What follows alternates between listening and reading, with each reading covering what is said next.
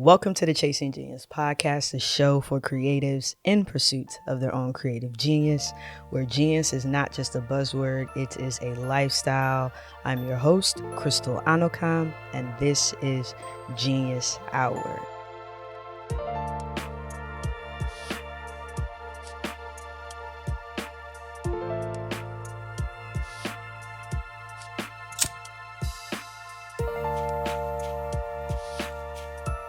Mic check, mic check, mic check, mic check. Testing this thing on. I know it's been a little minute. I know it's been a while. I hope you've been doing well. I've been doing pretty well myself, and I'm excited to be here. Firstly, Happy New Year. Happy 2026. And secondly, Happy Black History Month. I'm rooting for everybody black. Everything all black, blackity, black. It's February, so we gotta show out. We gotta show out. I know it's been a while since I've been here, and honestly, I ain't gonna lie to you, setting this whole thing up definitely showed that there was dust and cobwebs on everything I owned. Like, firstly, this pod track thing, trying this, audio setup, it died. The battery died. And then with the lighting, it's weird because, I've been back home for about 4 months. Some of you might know, some of you don't, but I was on a side quest this past year. I went and studied abroad in England, got my master's. I got to travel around Europe, some solos, some with friends, met some new people from all over the world. And yeah, now I'm back home, and I feel like I just ghosted the podcast for a year. And when you come back, it's like when you go to the gym, you haven't been in a while, and everything that you used to be able to do, you can't do it, or your body just hurts even more. That's how I feel.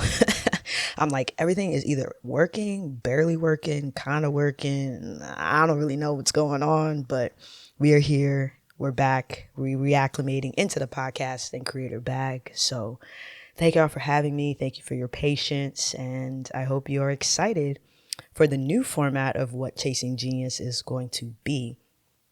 Because you can't have time away without rethinking a lot of things, right? So I really had time to really think and reflect on what I wanted Chasing Genius to be, both as a podcast, as a brand, what I wanted to mean for creators who are up and coming. And that's how I came about this whole Genius Hour, where I wanted it to use it as an opportunity to sort of break down and assess the artists and the creatives that I look up to, who are my mentors from afar. And in doing so, I wanted to also kind of make it a little bit more interactive in creating a visual collage of them while I talk to you about them. And I also want to use this time and for the podcast to be an opportunity for you to also sort of work on your own thing as well. You know what I mean?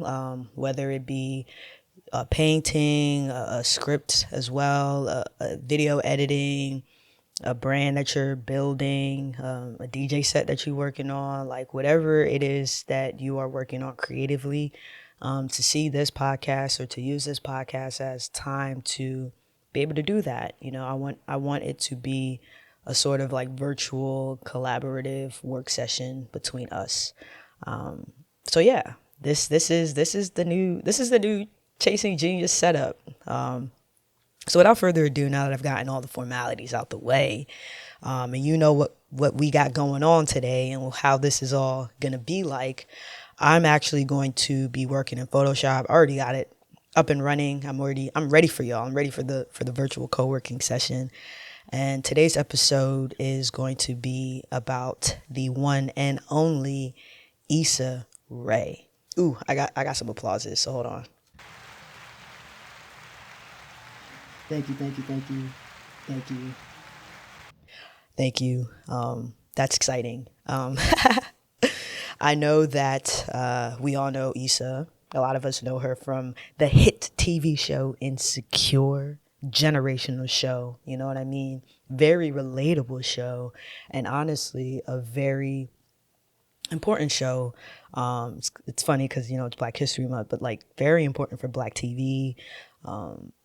Very important for us seeing ourselves in not just only in a comedic space, but also in a romantic space, and also in a space where, as we are, in our early 20s, late 20s, early 30s, we see people who look like us kind of going through, the same things and being in this sort of like messy situation. But a lot of us know her from Insecure, and the real OGs know her from Awkward Black Girl, which was a YouTube web series, which is the project that kind of led to Insecure, if I'm being honest. But obviously she went on to, man, I tried to like write all her accolades down. I was like, I'm gonna be spending the whole podcast saying every single thing that she's done. But she's done Insecure, she's done rap shit, she's been in episodes of Black Mirror, she was in Barbie, the movie Lovebirds, The Photograph, and many other notable TVs and movies. She also has hella,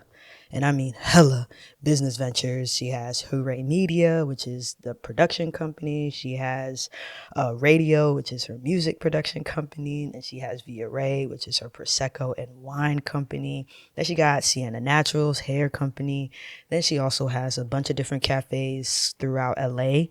Of course, some of which she has partners with. It's not like she's like running everything all by herself, but her CV is very long and thick.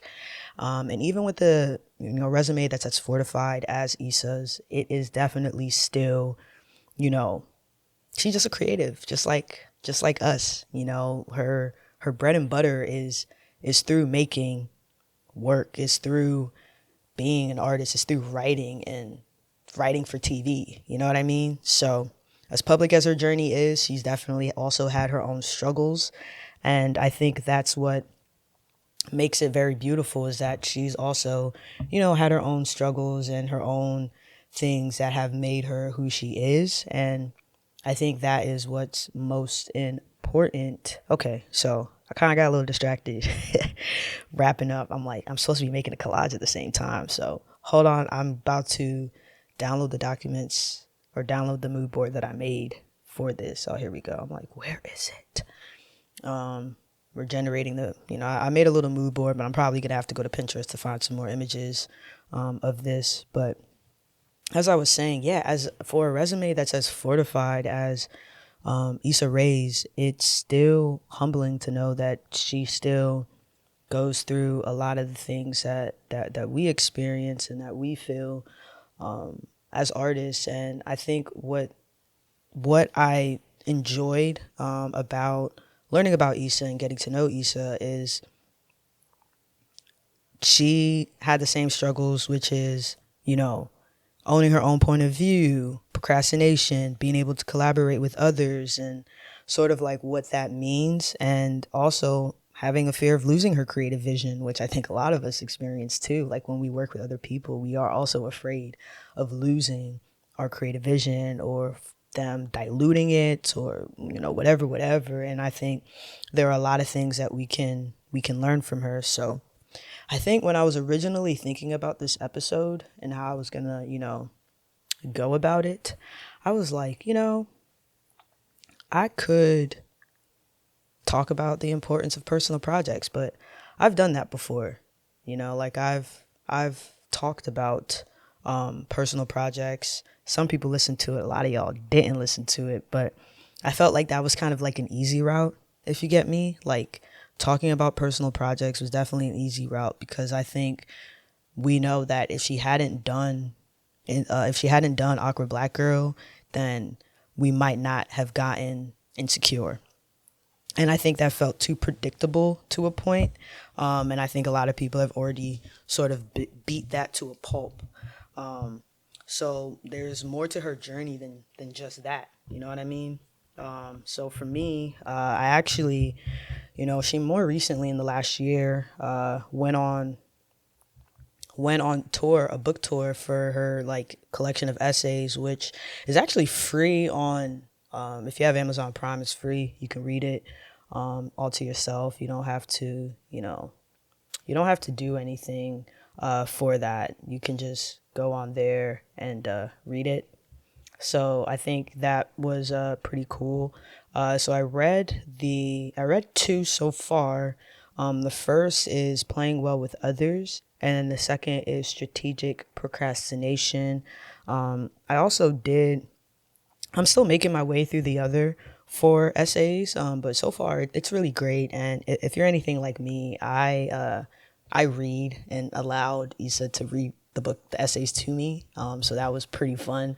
They're not very long either. They're like 30-minute reads for real. And, you know, at most it'll take you an hour if you're like reading them in parts. But in an interview that she did with Marie Claire with Nikki Ogunike, she talks about her essay playing well with others, which is what led me to go and read the essays, because I was like, I hadn't read any of the essays. I was kind of just, you know, watching her book tour interviews and episodes, but I didn't read them. So I was like, let me go back and read it.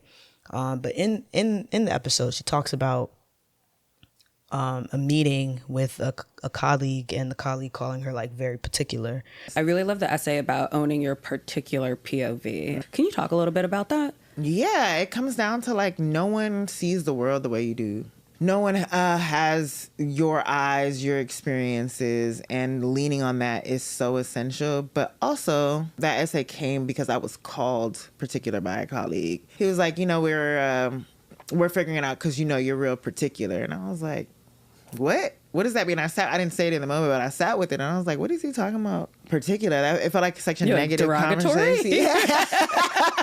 and then I, you know, sat with it and was like, yeah, like I am particular. Like, and that means I have a point of view and I have a vision. I want things a certain way, and that is kind of my aesthetic. That is what I bring to the table, and that is my style. And so in some ways that is a compliment. All the people that I mess with have a particular way of seeing the world. They have a particular style, and it is uniquely them. And I wanted to, own that and stand it. What I gather from that is that no one really has your way of seeing the world, you know? No one has the experiences that you have. No one has like the point of view that you have. No one has interacted with the people that you've interacted or seen the world in a different way. So in a grand scheme of things, we all have very particular points of views, and it's not a bad thing at all, because when you have a particular point of view, it means that you have something to say. You have something that is unique. You have something that is different from what everyone else is thinking. And I think that it's important that as artists, we own that. You know, we own that we have a very particular way of seeing things, because if we don't have a very particular way of seeing things, then it's like, well, what am I bringing to the table? Like, what's unique? What am I, you know, offering to the world that is like different? You know what I mean? So I think that in the essay, she also talks about like other people she knows, other artists and creatives who also have very particular ways of seeing the world and seeing things. And I think that what's very beautiful about that is that, yes, you know, I think as artists, if we don't have a unique way of doing things, it's very hard to like stand out in a way. You know what I mean? Like if you can't stand out from the crowd of the noise, it's like, what are we doing? But I also think it comes with having confidence in that POV. You know what I mean? I think today's creative space sort of promotes sameness, if that's a word. Like you can go on like Instagram and you can see similar styles of content and be like, oh, I know where you got influence for that. And like, oh, you kind of have a similar vibe to like so-and-so. And don't get me wrong, I think the book Steal Like an Artist by Austin Kleon, which is in my library right now, talks about the importance of like stealing, right? And taking things from people we're inspired by and sort of using it as a way to find our voice. But at the same time, it's like, like we can't just outright like copy stuff, you know, and just take things. And I think because of how the algorithm works now and how people that dopamine hit or that instant gratification of doing things that feel very much so the same, we've slowly started promoting sameness and individual, dang, I can't even say that word, bro. Where being an individual, we're just gonna go with that. Being an individual is now kind of seen as like uncool. Like it's easier to follow the crowd than it is to stand out. And I think as an artist, it's very, very crucial that we learn what our POV is, that we learn what makes us stand out, and to really lean into that. Because at the end of the day, you know what I'm saying? Like at the end of the day, you want to be known for something, right? Even if you only got 5 people who rock with your work, even if you only got 100 people who rock with your work, you still want to be known for your unique eye. And that's something like, even as a photographer, that's like one of the biggest lessons that you learn, right? Is that we're not going to take the same photographs. We can all be in the same situation, even with like our iPhones, right? Yeah, I be with my friends, and so my friends take some really good iPhone photos, right? We could be in the same exact situation.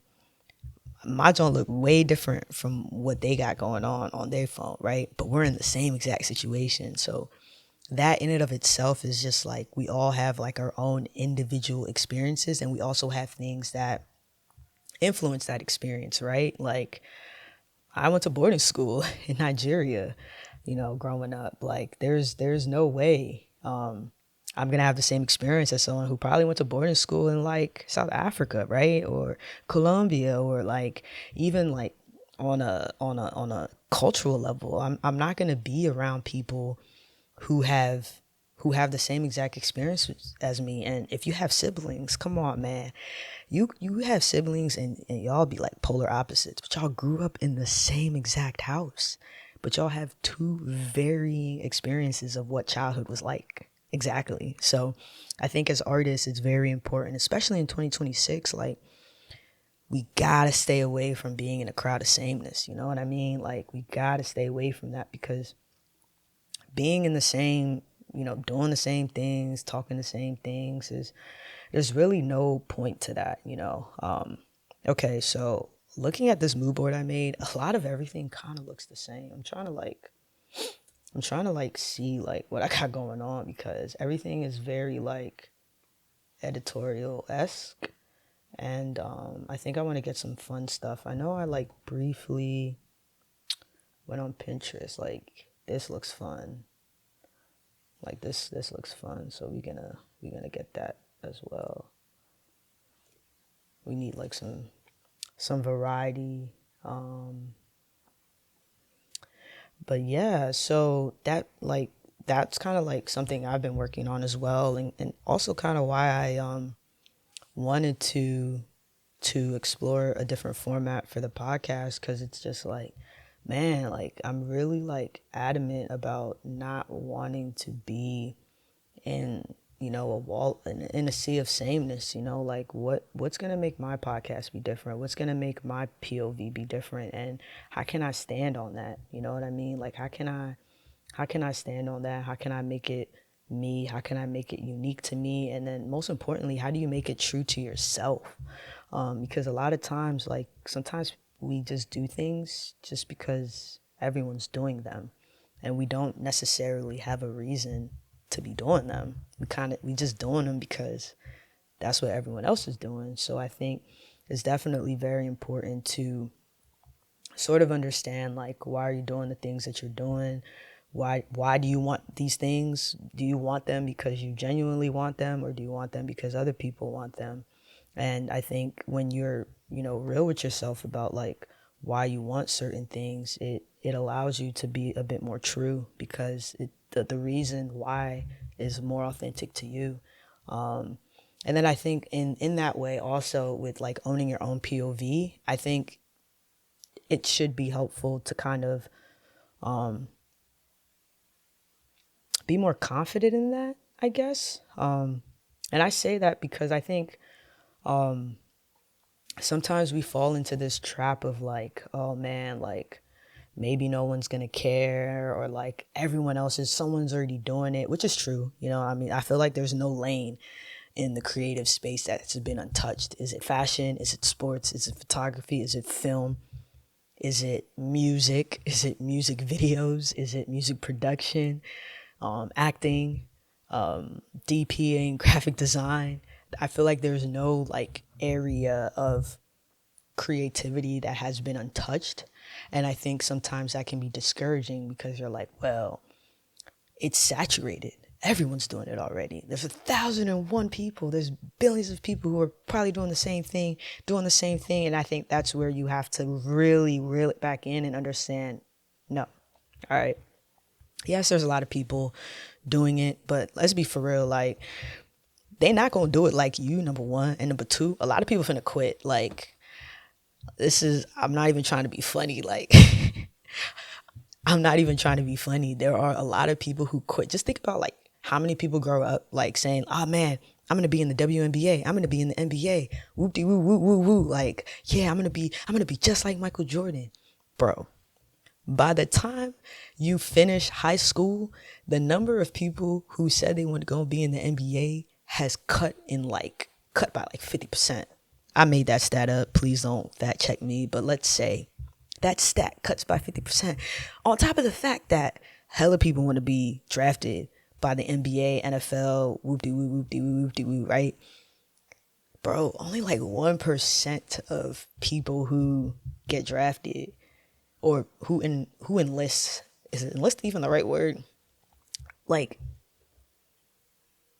only like a small percentage of those people actually get drafted.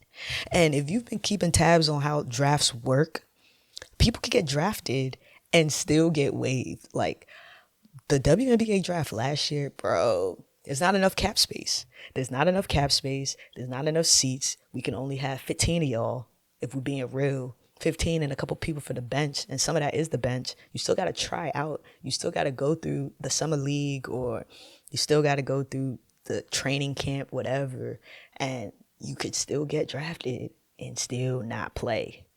So, again, when it comes to creative stuff, everybody not going to do it like you. And I think the beauty of being creative, because it's not like sports, is that nobody's finna cut you out unless you cut yourself out. Nobody's going to waive you unless you waive yourself. And I think that's where owning your own POV is just so crucial, because it's like, bro, like, it doesn't really matter that everybody's doing this thing. It doesn't matter that everybody's in fashion. It doesn't matter that everyone's a photographer and everyone has a camera and everybody got a mic and they talking. It's about what are you bringing to the table and leaning into that and owning it. It's really about owning that and being confident in that POV. And it also doesn't mean like when you have like a particular POV, it doesn't mean you just stay in that lane. You're not learning, you're not taking in no more information. You're like, this is it. I know everything. Nah, it don't work like that, right? So I feel like, yeah, like you just can't be afraid to be yourself. You know, you just can't be afraid of that. So yeah, I really love that, you know, she touched on that it's actually a compliment to be particular, and it's a compliment to have a POV, and it's a compliment to be you know? And yeah, own that shit, man. Own that shit. So something else as well that I was thinking a lot about, because I'm gonna be honest with y'all, I came back from the UK with no money. I came back to the UK with no money to my name, no job offer. I'm laughing, but I've been in the trenches. I've been in the gutter. But I'm just grateful again for like my family and my tribe and my community of people, because like play, I'm laughing about it, but like shit not funny for real. It's not. I'm like, listen, man, I went to the UK with $1 and a dream, and I came back with a dime and still a dream, bro. Like, man, it's insane, right?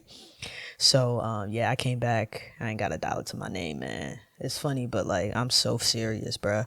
And like, what is really kind of keeping it all together for me is that there is, you know how like when you be going through stuff, you just be finding quotes to like keep you together. You be like, listen, man, everything, when there's a will, there's a way. what's for me is never gonna, you just start saying stuff, bro. Like you just trying to keep your head above water, you know what I mean? So I've been in the quotes book, man. Like, what's for me is for me, everything happens for a reason, da da da da da. But like on some real though, like everything does happen for a reason, and everything works out in the way that it should. And something that, you know, Issa talked about, you know, for a long time is, you know, being an up and coming artist in her time was that she was a broke artist and she had a regular job working at a nonprofit while filming Awkward Black Girl. And something that she said in another interview, and also she touched on in her book, is that there is creativity in brokenness. I was just thinking about that this morning, actually. Just in creating the first episode of ABG, of Awkward Black Girl, like I had to pull so many resources together, and I had to hit up, you know, a couple of random people just to try to put this story together. And then even in the brokenness of not having an editor and editing it myself, trying to tell the story because I couldn't afford to get this shot that I wanted or go to this location that I wanted, and piecing that together, there's so much creativity in brokenness. Like brokenness will have you making it work. Being broke, and this was speaking to it earlier, will force you to be creative, will force you to figure out what you have to make this project or whatever you're working on possible. Figuring out how to make something for no money, like that's the most creative you're gonna get, because you don't have resources. You have to figure out, like, okay, I need this to take place in a space shuttle, but I won't be able to access one. So how can I make it look like one? Totally. How can I figure that out to make something out of nothing? That is the best feeling in the world. Yeah. When you're actually able to succeed and do it, and it works your mind in different ways. There is creativity in brokenness. As you see me, so the creativity is pouring. Like the creativity is falling, as in, because I'm broke, the creativity that I'm coming up with, you people have never seen it before, because there is creativity in brokenness. You know what I'm saying? I'm saying things to make myself feel better, but nah, she was dead ass for real. Because when you don't, I don't really like that one like that. When you don't have a setup, or I guess the financial backing, I could say, you get creative in how you do things. You know, okay, I have limited funds, I have limited resources. What can I do? What can I make? Right. So as you're making things, you're like, okay, what can I do? What can I make? You might just have a laptop and a dream, right? You might have a laptop and a DJ controller. Like, what can you do with what you have to make the things happen? You become more creative. You start to think on your toes, because you don't have access to like copious amounts of money to be able to do what you want. It's kind of like when you think about like artists. I've heard the saying that once an artist wins a Grammy, their music changes because they're not hungry no more. You know, artists make the best music when they hungry. When you don't got, you don't even know where your next meal is coming from. I'm joking. Please know where your next meal is coming from. But like, when artists are hungry, it pushes them to the point where they're like back is against the wall, and they gotta make it work because they gotta get out of the mud. And then once they, you know, start to get the notoriety, and you start to see that their music changes, you start to see that their style of music changes, you're just like, man, I just experienced this with my favorite artist of all time. I can't mention his name because it's almost embarrassing to say that this was my favorite artist of all time. But like, I watched my favorite artist of all time pretty much just like change, and yeah, it hurt me, man. It hurts when your favorite artist changes, and you know, they're different, they're not the same anymore. And you know, so for me, it's like, look, when you are hungry and you don't know where your next meal is, I don't know why I'm laughing, because it's just like, for real, like when you don't know what is next, you kind of just try to make things work. You know what I mean? You try to make things happen because you're like, look, I gotta make it work. I gotta make it happen because this is a dream that I believe in. Like, you have a different sort of relentlessness and a perseverance. And I think, you know, a lot of times as creatives, we kind of use money as an excuse as to like why we haven't done something yet, or like why certain things aren't working, and like why we can't do this, and like, because, you know, I don't have access to this, and blah, blah, blah. We really kind of just tell ourselves like, oh man, like because I don't have this, that's why I'm not gonna do that. And we kind of just let ideas sit and let ideas marinate because we telling ourselves like, oh, like it's not my time yet because I don't have it, and like the people who do got it are because they have it. But the reality is like, bro, like a lot of people are just kind of like making things work, you know, like people are leaning into the fact that they might not have it, but they're gonna figure out how to make it work. And I think it's in the figuring out that things begin to fall in place. You know, things begin to fall together, things begin to start to make a bit more sense. And I think that as artists, you know, we gotta lean into that broke era a little bit. You know, everything don't gotta be peachy, everything don't gotta be perfect, everything don't gotta be, you know, all of that and more. But we can definitely try to, you know, be a bit more, I guess the word isn't grateful, but I think we can be a bit more strategic in using what we have access to, because a lot of times we don't, you know, when you don't have it, you kind of learn to like, okay, maybe, you know, I could ask my friend who films if he could help me film a music video for myself. You kind of start to like, okay, I got this person here, I got this person here, I got a community of people who I can lean on and rely on and help bring this idea to life. And in the same way, you know, you are also being, you know, strategic in that way of being like, yo, let me help this person out and like gain experience doing that. And when there's a will, there's always a way. You're always gonna find a way. You never know like where your next blessing will come from. So I think there's a level of creativity that is explored when you are broke, and you learn how to be comfortable with being uncomfortable. And when you are given, you know, the resources, you're able to do even more because you were able to do it, you know, so little. Because a lot of times you can always say like money's an excuse as to why I never did something, but the people who did something, not everybody had it, you know. So I think that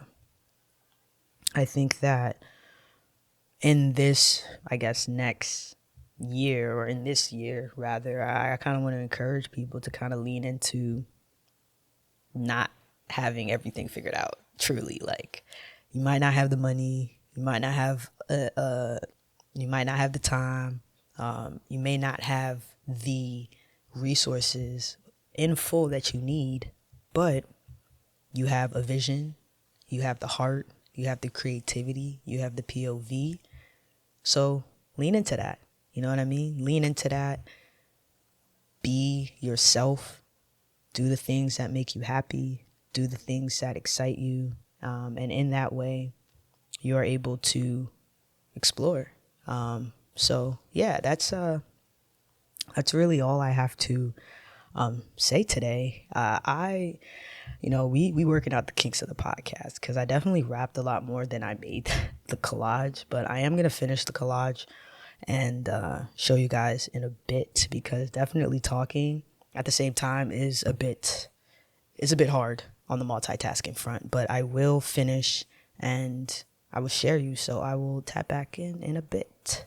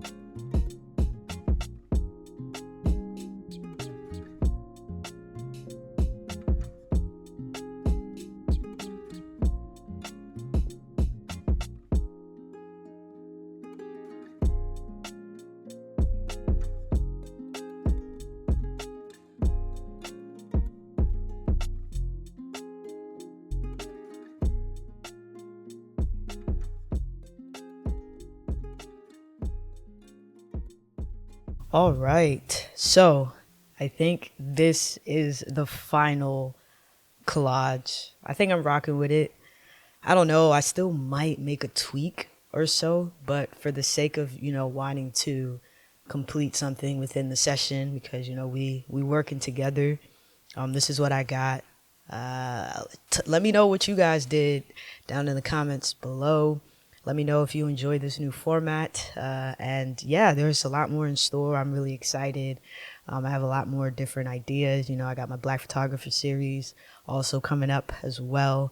So yeah, definitely subscribe to the channel, subscribe to the podcast, check me out on Substack. There's going to be a lot in store this year. And I just want to, again, lean into my own unique point of view, and I encourage you to also lean into your unique point of view. Let this be a year in which we create the things that we have imagined and only us can create. Thank you so much for listening. It's been real, and I'll see you guys in the next one. Remember, the genius in me sees the genius in you, and I'm always, always, always rooting for you. Peace.